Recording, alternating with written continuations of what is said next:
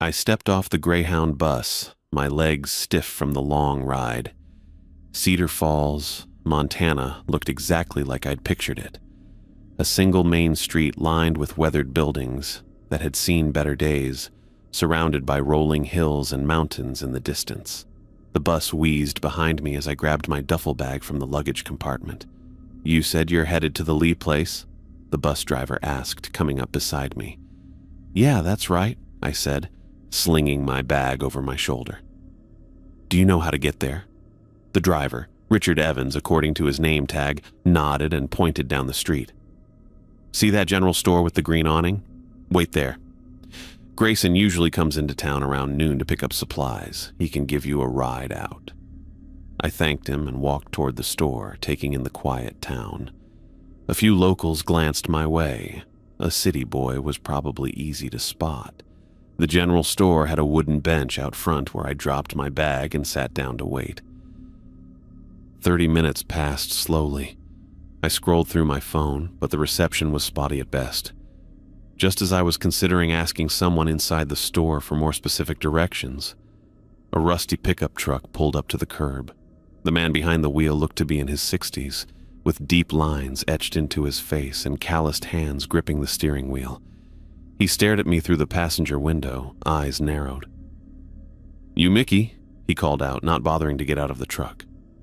I nodded and grabbed my bag. "Mr. Lee?" He didn't answer, just jerked his head toward the passenger seat. I took the hint and climbed in. "Thanks for the ride," I said as I buckled up. Grayson grunted in response and pulled away from the curb. He didn't seem interested in small talk, so I kept quiet and watched the town disappear behind us. The drive took about 40 minutes, mostly on winding dirt roads that led deeper into pine-covered hills. The truck bounced over ruts and potholes, making conversation impossible, even if Grayson had been inclined to talk. Finally, we turned onto a long driveway that led to a sprawling ranch.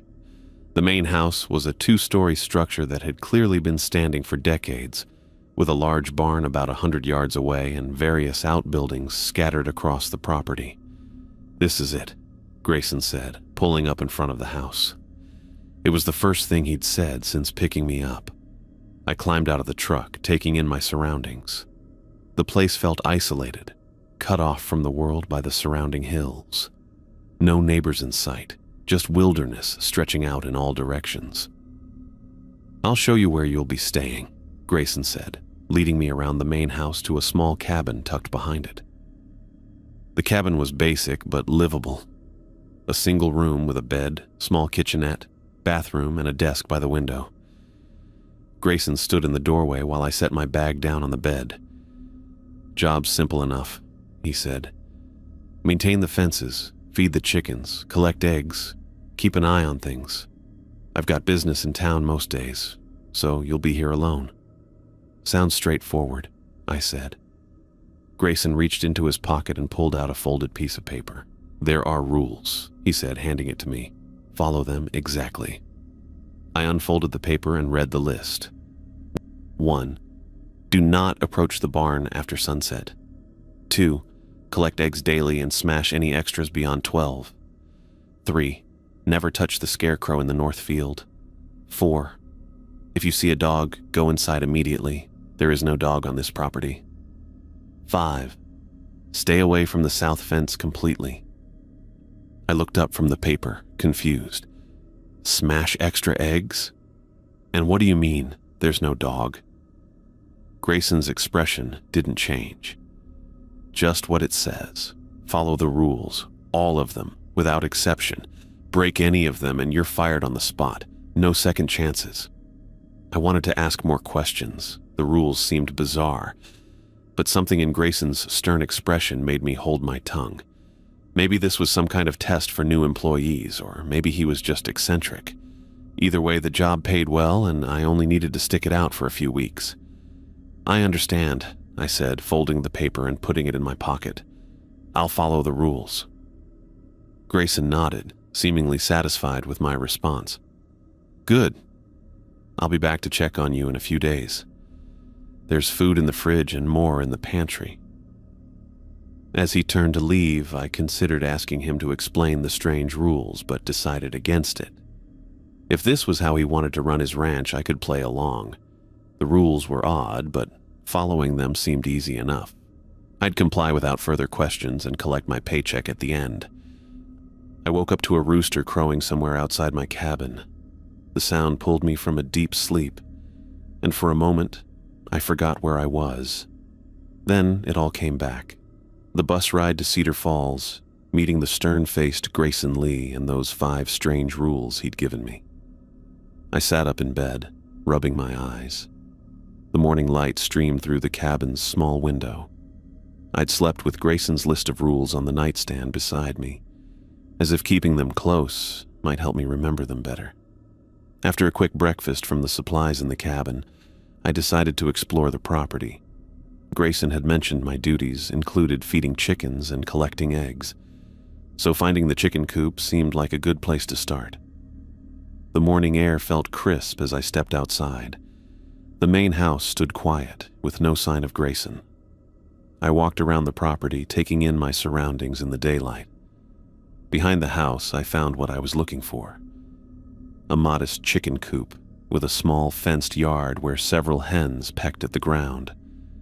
I counted 11 hens in total, most of them brown with a few white ones mixed in. They barely noticed me as I approached. Inside the coop, I found 8 eggs nestled in the straw. I carefully collected them in a basket I found hanging on a nail by the door. With the eggs safely gathered, I decided to check out the barn.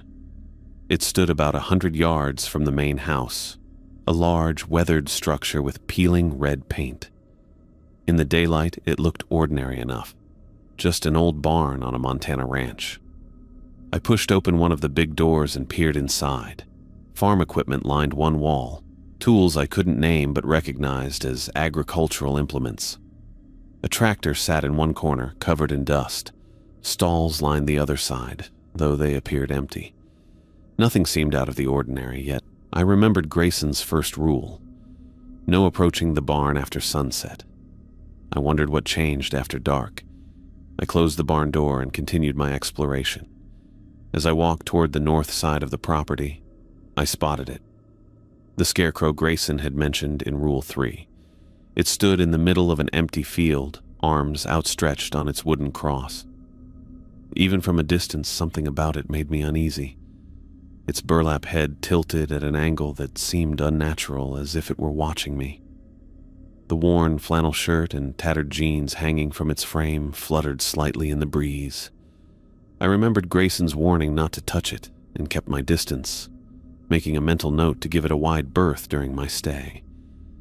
As I turned back toward the cabin, I noticed a small grove of aspen trees to the south.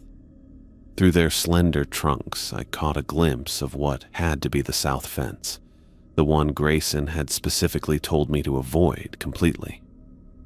I thought about getting a closer look, but remembered Rule 5. Whatever was beyond that fence, Grayson didn't want me anywhere near it. I turned away and headed back to the cabin, deciding that some rules were better followed than tested.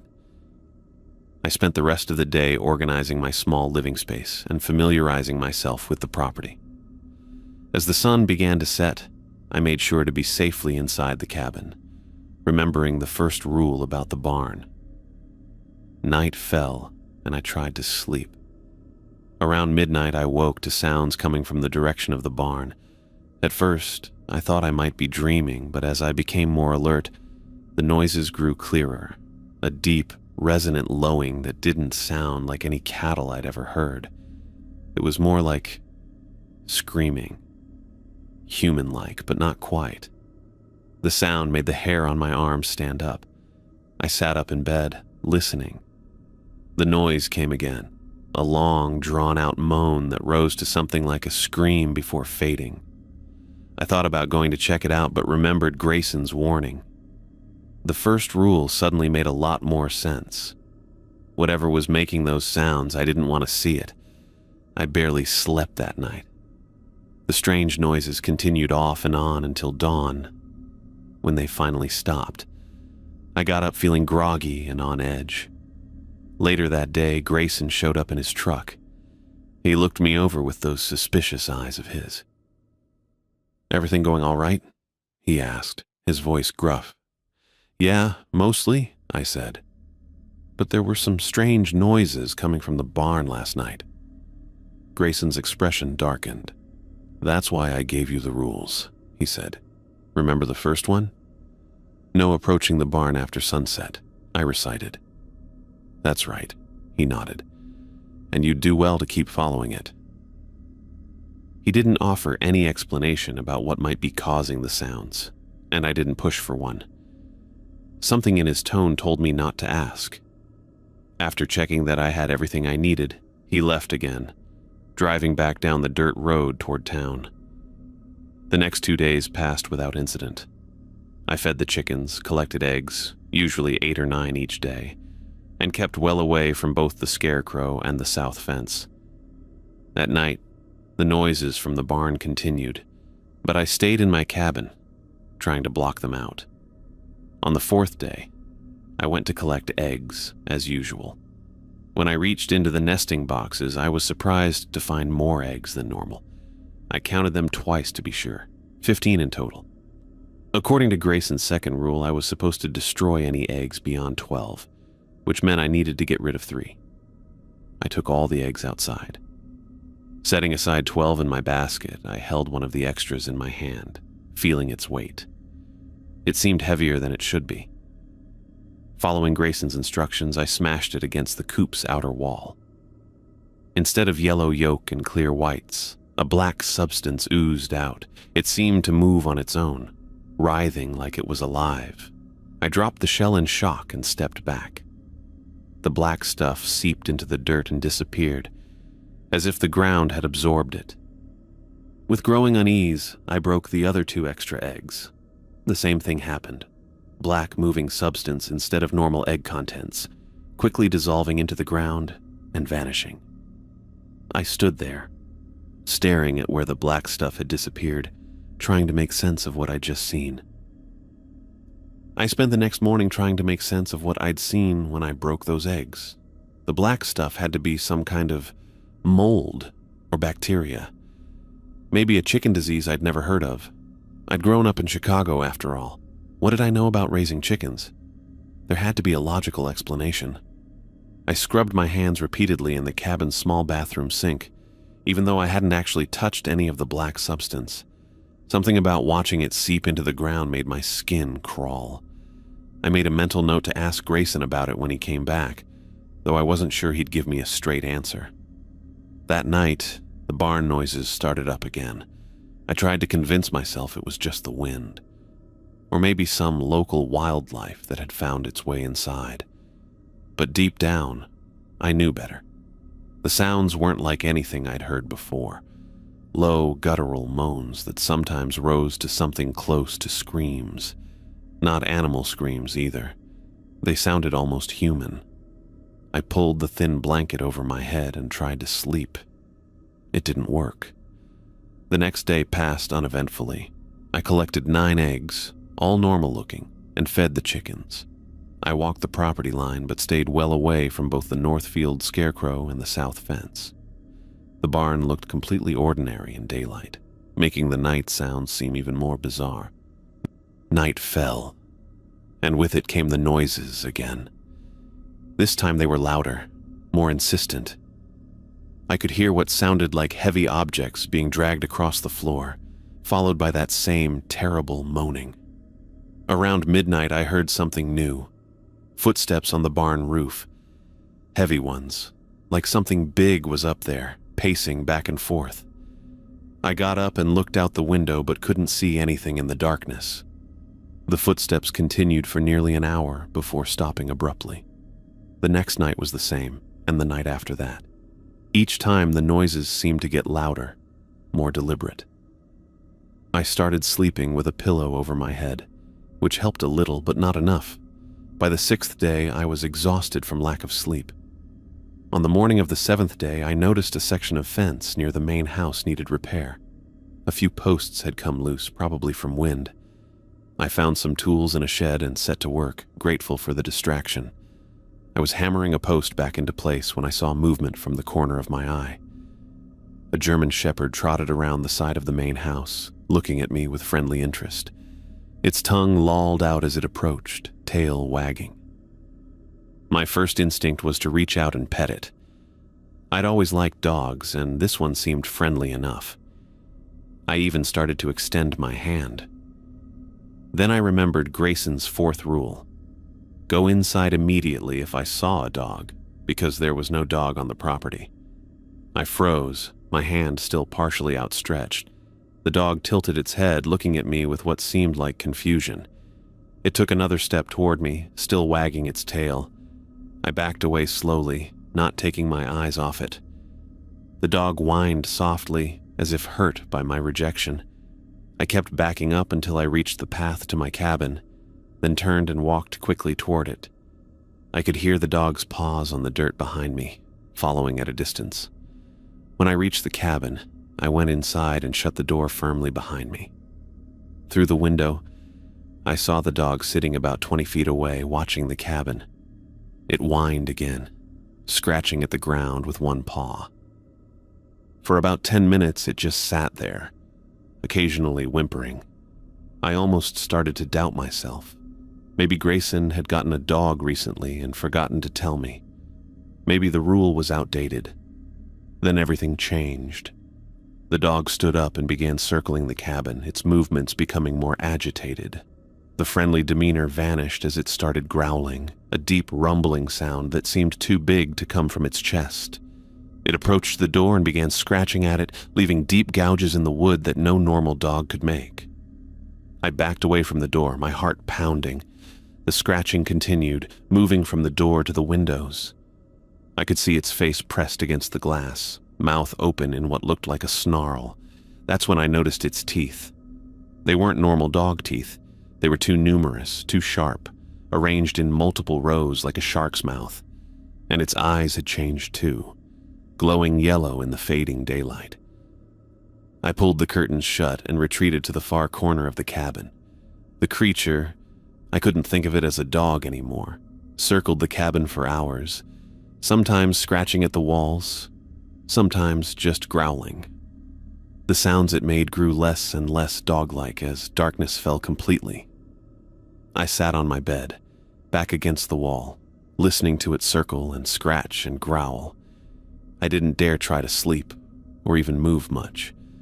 Around 10 o'clock, after what felt like an eternity, the noises finally stopped. I waited another half hour before cautiously peeking through the curtains. The creature was gone. In the faint moonlight, I could see the deep scratches it had left on the door and window frames. I sank back onto my bed, shaking all over. There was no more denying it. Something truly abnormal was happening on this property.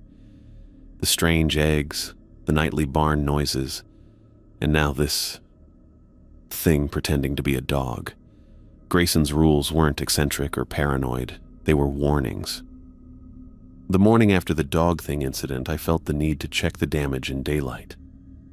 I pulled on my boots and stepped outside, still jumpy and looking all around before fully committing to leaving the cabin. What I saw made my stomach drop. Deep gouges ran along the wooden door frame, splintering the timber in ways no normal dog could manage. These weren't just scratches.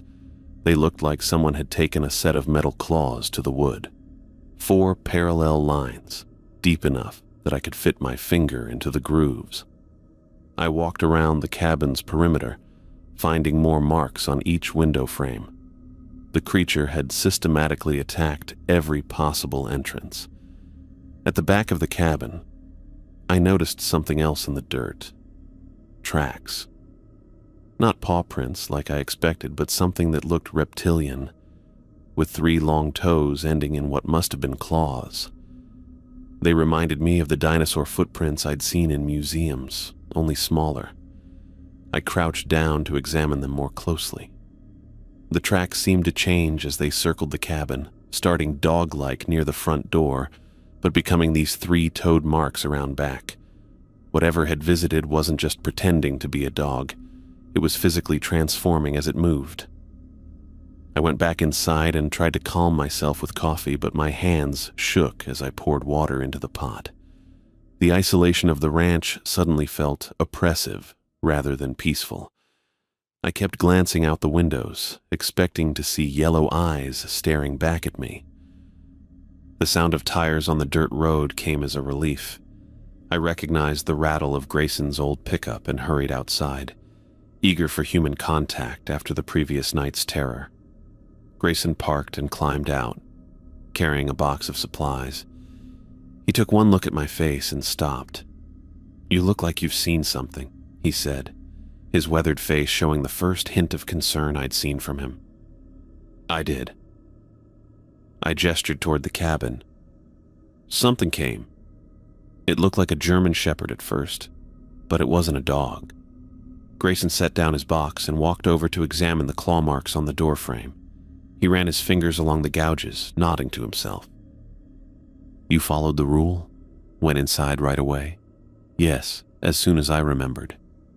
"Good." He straightened up. "That's why you're still here." "What was it?" I asked, following him as he walked back to his truck. "It had rows of teeth, and its eyes. Things on this ranch aren't always what they appear to be," Grayson said, pulling another box from the truck bed. "That's why the rules matter." "But what was it?" I pressed. Grayson handed me the box. "You did right. That's all that matters." His tone made it clear the subject was closed. We unloaded the rest of the supplies in silence. Grayson checked the chicken coop, counted the eggs I'd collected, and inspected the fence repairs I'd managed to complete before the creature's appearance. He seemed satisfied with my work. Before leaving, he paused by his truck. "Keep following the rules, Mickey, all of them. The rules keep everyone safe." I wanted to ask who everyone included since I was alone on the property, but something in his expression stopped me. He knew more than he was saying, and he wasn't going to share it no matter how I asked. After Grayson left, the days fell into a routine. I collected eggs, fed chickens, avoided the barn after sunset, and tried to ignore the nightly noises. The creature that had posed as a dog didn't return, but I remained vigilant, checking for tracks each morning. By day 10, my mind kept circling back to the south fence. Of all Grayson's rules, that one nagged at me the most.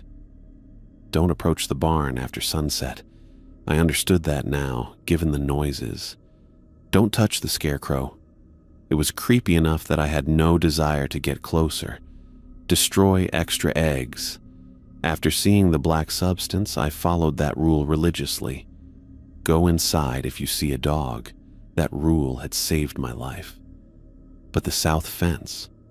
What could be so dangerous about a fence? The question gnawed at me until I couldn't stand it anymore. After finishing my morning chores, I found myself walking toward the aspen grove that separated the main property from the south fence. I told myself I was just going for a walk, but I knew where my feet were taking me. The aspens created a natural barrier, their white trunks and trembling leaves forming a curtain between sections of the property. As I moved deeper into the grove, the temperature seemed to drop. The cheerful rustling of leaves gave way to an unnatural quiet. I pushed through the last stand of trees and saw it, a chain-link fence topped with spirals of barbed wire. It stretched in both directions as far as I could see, cutting across the property like a scar. Beyond it lay what looked like an ordinary meadow filled with tall grass. But something felt wrong. The air around the fence seemed thicker, almost like walking into water. The grass on the other side had a sickly yellow tint. Nothing like the healthy green of the pastures near the main house. And there was a complete absence of wildlife. No birds flew overhead, no insects buzzed in the grass. I approached slowly, stopping about 10 feet from the fence. The meadow beyond should have been beautiful, but instead it felt wrong, oppressive, like the landscape itself was holding its breath. That's when I heard them. Whispers. So faint at first I thought it was just the wind, but there was no wind. The air was completely still. "Mickey." I froze. The voice was familiar, impossibly familiar. "Mickey, honey, is that you?" My grandmother, Virginia Stevenson, dead for 3 years. "Mickey, help us." Another voice joined in, this one masculine and just as recognizable. Parker Ramsey, my college roommate. I hadn't spoken to him in years, but I'd know his voice anywhere. "Mickey, man, you gotta help. Please." I took an involuntary step forward. How could they be here? It wasn't possible. "Grandma?" I whispered, my voice sounding strange in the heavy air. The whispers grew more urgent, overlapping each other. My grandmother begging me to help her. Parker saying something was hurting him. Other voices I couldn't quite identify joining the chorus. I stared into the yellow grass, trying to locate the source of the voices. That's when I saw it. Something dark moving within the grass, shifting and changing form. It seemed to flow rather than walk, a shadow that couldn't decide what shape to take. My hand reached for the fence of its own accord. I felt an overwhelming urge to climb over, to go to the voices, to help them somehow. My fingers touched the cold metal links. A sudden gust of icy wind hit me from behind, snapping me out of the trance. The rational part of my brain screamed danger, and I stumbled backward, away from the fence. The whispers grew angry, changing from pleas to threats. I turned and ran, crashing through the aspen grove, not stopping until I reached the cabin. I slammed the door behind me and leaned against it, breathing hard, my heart pounding in my chest. I suffered through my worst night yet at the ranch. The barn noises had been bad before, but tonight they escalated to deafening levels. What started as the usual moans and screams transformed into something more violent, splintering wood and scraping metal sounds that made me pull my pillow over my head and press it against my ears. It didn't help. The sounds cut through everything, making sleep impossible. I tossed and turned in bed, occasionally sitting up to peer through the darkness toward the barn, though I couldn't see anything through the blackness. Around 11, I noticed something new and terrifying. The whispers that had started at the south fence when I'd foolishly approached it days ago were no longer confined there. They seemed to be all around the cabin now. A circle of soft, urgent voices calling my name, pleading for help, making promises. I recognized my grandmother's voice among them, along with Parker's, but there were dozens of others too. Men, women, children, all speaking at once in an overlapping chorus that made my skin crawl. I pulled the blanket up to my chin, heart hammering in my chest. The voices knew things about me they shouldn't know, mentioning places I'd been, people I loved. They spoke directly to my fears and desires in ways that felt invasive, as if they were reading my thoughts. "Just until morning," I whispered to myself. "Just make it until morning." At midnight exactly, I noticed a shadow outside my window. At first I thought it might be the dog thing returning, but when I reluctantly looked, what I saw was much worse. The scarecrow stood directly outside my window. I froze in place, unable to even blink. The scarecrow, the same one I'd seen firmly planted in the north field earlier that day, now stood on my cabin's small patch of grass, its burlap head turned directly toward me. Even without eyes, I could feel it watching me through the glass. I stayed perfectly still, barely breathing. The scarecrow didn't move either. We remained locked in this standoff for what felt like hours, though my phone told me it was only 20 minutes. The whispering voices continued their chorus around the cabin, occasionally rising in volume before fading again. Eventually, I backed away from the window, keeping my eyes on the scarecrow until I hit the opposite wall. I slid down to the floor and stayed there for the rest of the night, too terrified to look outside again, listening to the cacophony of barn noises and whispers until dawn finally broke. When the first light filtered through my window, the whispers faded. I waited another hour before finding the courage to look outside. The scarecrow was gone. I got dressed with shaking hands and forced myself to go about my morning chores. I needed to maintain some semblance of normalcy, and besides, Grayson would be coming today to take me back to town. My 2 weeks were finally up. I headed to the chicken coop first, basket in hand. When I stepped inside, I immediately knew something was wrong. The hens seemed agitated, clucking and pacing around their enclosure. I approached the nesting boxes with dread and counted the eggs. 23. I counted again, hoping I'd made a mistake. But the number remained the same. 23 eggs. 11 more than normal. 11 more than should be possible from this number of chickens. Following Grayson's second rule, I set aside 12 in my basket and prepared to destroy the extras. My hands trembled as I took the first excess egg and smashed it against the outer wall of the coop. Just like before, black substance oozed out instead of yolk and white. But this time, instead of simply seeping into the ground, the black liquid formed what looked like a symbol, lines and curves arranging themselves on the dirt before melting away. I broke the next one. Same result, black goo forming a different symbol before disappearing. One by one, I smashed all 11 extra eggs. Each released the same black substance. Each formed a different symbol before melting away. I didn't recognize any of the shapes, but they looked deliberate, like letters in some ancient alphabet. After finishing this disturbing task, I walked toward the main house, planning to wait for Grayson there. As I passed the north field, I noticed the scarecrow had returned to its usual spot. But something was different. It wasn't in the same position as before. Its arms were angled differently, and its head was tilted at a new angle. Most noticeably, its clothes looked newer, the flannel shirt brighter, the jeans less tattered. I was certain these weren't the same clothes it had been wearing yesterday. I hurried past, keeping my distance from the north field. About an hour later, Grayson's truck rumbled up the dirt road. I had my duffel bag packed and waiting on the cabin porch.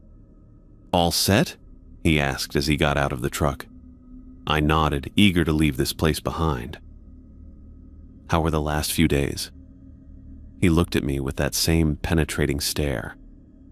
I considered telling him about the south fence, about how I'd broken his rule and approached it, about the voices of my dead grandmother and college roommate, about the scarecrow appearing outside my window, about the 23 eggs and their strange symbols. But something held me back. Maybe fear that he'd withhold my payment, or worse. "Fine," I said. "Quiet." He studied my face for a moment. "Any interest in extending your stay? Could use the help around here." "No thanks," I said quickly. "I miss city life. Chicago's calling me back." Grayson nodded, seeming unsurprised by my answer. He reached into his pocket and pulled out an envelope. "Your wages," he said, handing it to me, "plus a little bonus for good work." I took the envelope and tucked it into my jacket without looking inside. "One more thing," Grayson added, his voice dropping lower. "What happens at this ranch stays at this ranch. Don't discuss it or its rules with anyone. Ever. For your own good." I swallowed hard and nodded. "I mean it," he continued. "Some things aren't meant to be understood or explained. Some boundaries exist for reasons beyond what most folks can comprehend." "I understand," I said, though I didn't. Not really. Grayson seemed satisfied with my response. He picked up my duffel bag and tossed it into the truck bed. "Let's get you back to town," he said. "You've got a bus to catch." I boarded the Greyhound bus back to Chicago, slumping into an empty window seat with a heaviness that had nothing to do with my duffel bag. The relief hit me as soon as Cedar Falls disappeared behind the pine-covered hills. My shoulders dropped, and I let out a breath I'd been holding for what felt like 2 weeks. The bus hummed beneath me, vibrating through my bones as we pulled onto the highway. Other passengers chatted or dozed around me, normal people with normal lives who hadn't seen what I'd seen. A woman across the aisle flipped through a magazine. An old man snored 3 rows up. None of them knew about barns that screamed at night or scarecrows that moved or things that weren't dogs. I patted my pocket, feeling the envelope Grayson had handed me before our silent drive to the bus station. He hadn't said much, just nodded when I thanked him for the ride. His weathered face had given away nothing, but his eyes had lingered on me a beat too long, like he was making sure I was really leaving. The envelope felt thick. I pulled it out and tore it open carefully, half expecting to find black goo inside. Instead, I counted out cash, twice what we'd agreed on for the 2 weeks of work. Tucked behind the bills was a folded piece of paper. I opened it to find a short note written in the same handwriting as the rules I'd memorized. Mickey, thank you for following the rules and keeping everyone safe. Grayson. I read it 3 times. Keeping everyone safe. Who was everyone? The town? Grayson himself? Or something else entirely? I thought about the voices at the fence, the thing that wasn't a dog, the barn noises. Were the rules keeping them contained or keeping them out? I folded the note and tucked it back into the envelope with the money. Some mysteries were better left unsolved. I'd done my job, gotten paid double, and was heading home in one piece. That was enough. The Montana landscape rolled past my window, beautiful and empty. I closed my eyes and tried not to think about yellow grass or black goo or the way the scarecrow had stood outside my window, watching. 3 days later, I walked into my Chicago apartment, dropped my bag, and stood in the middle of the room just listening to city sounds.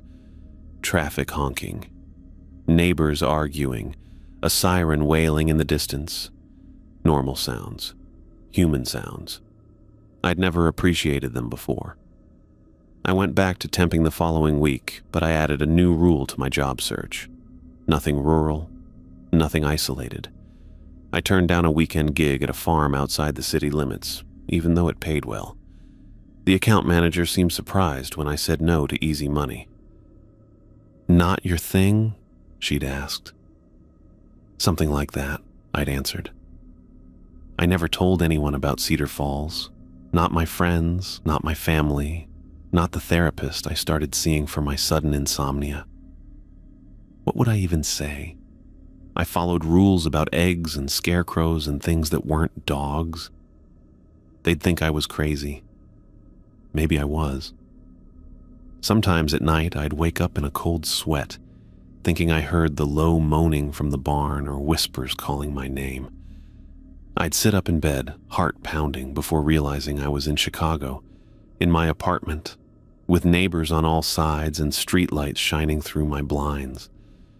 The sounds always faded, leaving me wondering if I'd imagined them or if they'd followed me home. Every few days, I checked the local news for Cedar Falls, Montana. I wasn't sure what I expected to find. Mysterious disappearances, strange animal sightings, a fire at an isolated ranch. But there was never anything. Just normal, small-town stuff. Fundraisers, school events, weather reports. Whatever was happening at Grayson's ranch stayed at Grayson's ranch. I kept his note in my wallet. Not for the money. I'd deposited that right away. But for the words. Thank you for following the rules and keeping everyone safe. It was a reminder that I'd encountered something beyond understanding and survived by doing exactly what I was told, no questions asked. The experience changed me. I used to push boundaries, ask questions, stick my nose where it didn't belong. Now I understood that some boundaries exist for good reasons, and some questions are better left unanswered. I'd walked to the south fence. I'd heard my dead grandmother's voice. I'd seen black goo form symbols in the dirt. And I'd learned my lesson.